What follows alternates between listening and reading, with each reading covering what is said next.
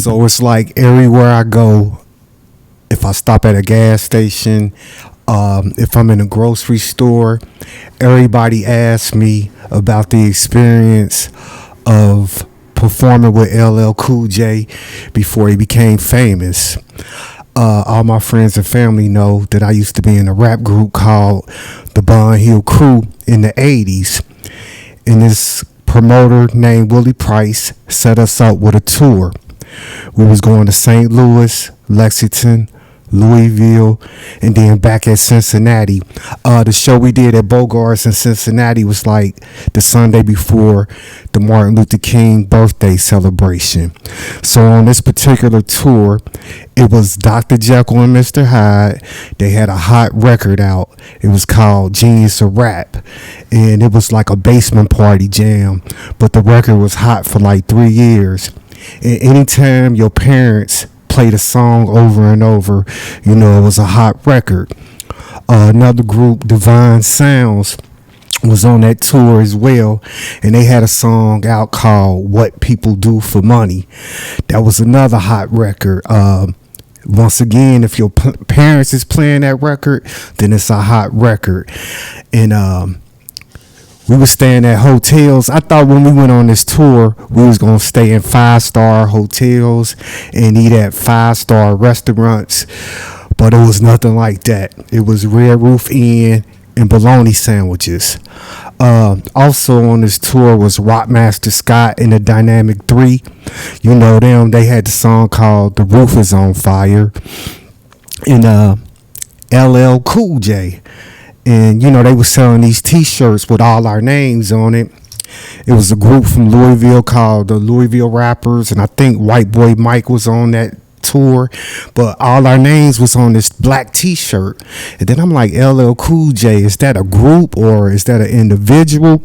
So I think when we got to the St. Louis show got canceled. So I think when we got to like either it was Lexington or Louisville, he come in our dressing room. He's like, "Hey, what's up? My name LL Cool J." And the first thing I'm thinking is like, who's this skinny Gilligan looking? You know what I'm saying? And he was like, you know, what's y'all name? I'm like, we the Bond Hill Crew. We from Cincinnati. I said, I don't know what's going on with Lexington and Louisville, but I know when we get to Cincinnati, it's going to be live. We're going to be performing at this club called Bogarts. So my brother, Master E, was like, go ahead, bust a rhyme. Let me hear how you spit. And he tried to bait us because he started singing, it's like a jungle sometimes. It makes me wonder how I keep from going under. So, my brother was like, man, dude tripping. But I'm about to serve my first New York professional rapper. So we was going to go out there and my brother was going to challenge him to a battle. But he was already battling one of the Louisville rappers. And he was saying all that, I'm the godfather of intelligent rap, waiting for a big hit to snap. Musical wizard who's taking no crap. Your underarms a funky homeboy, step back. And he was saying all that. Forget Oreos, eat Cool J cookies. He was saying all that back then. So he smashed dude. So I told my brother, like, lucky you didn't battle him. So, you know, I'm just, you know, we together for like 3 or 4 days. So I'm just picking his brain like, man, what kind of drum machines you use when you in the studio? He's like, man, my man Rick be having all that. He got all these rolling drum machines. I'm like, oh yeah. Then I'm like, where you from? He's like, I'm from Hollis, Queens. So I'm like, okay, Run DMC hot. Now everybody from Hollis, Queens. He was like, nah, man, I swear to God, I'm from Hollis, Queens, man. For real, for real. But to make a long story short, when I heard this dude perform, he only had one song, and it was called I Need a Beat. You know, he came on stage like, I need a fucking beat. You know what I'm saying? And I'm like, dude, going hard. He was somebody different. I mean, his style was different. You know what I'm saying? And I'm like, dude, you smashing it. And he was like, let me hear y'all rhyme. I was like, you'll hear it when we go on stage. But our style was totally different. So when we got the Bogarts, when he was performing on stage, somebody threw ice at him. And so when he came off stage, he was like, you know who threw ice at me? I'm like, yeah, I think I do.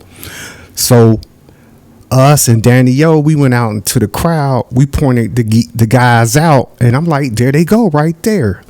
He's like, that's them. I'm like, yeah. But he never did anything. But nobody knew this. Like right before we went on stage, him and Mandel was going at it like the whole 3 days. And he asked Mandel, like, can I wear your gazelles when I'm on stage? And Mandel was like, yeah. So he put them on, and he was like, hey man, these ain't real. These knockoffs.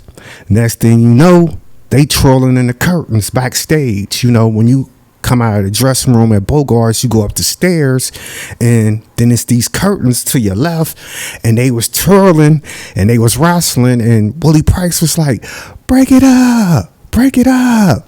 So before LL went back to New York with Dr. Jekyll and Mr. Hyde and Divine Sounds and all them, he was like, you know what? If we was in Queens, they might have threw ice at y'all. Yeah, I said, yeah, you know what I'm saying? But our styles is different. But it was just a great experience because he ended up being the greatest rapper in the world. I kind of figured that he would be when I first heard him. So, you know, the Brian Hill Crew story, that's my story. Performing with LL Cool J before he got famous. I never seen or talked to dude since, but he became the greatest rapper in the world.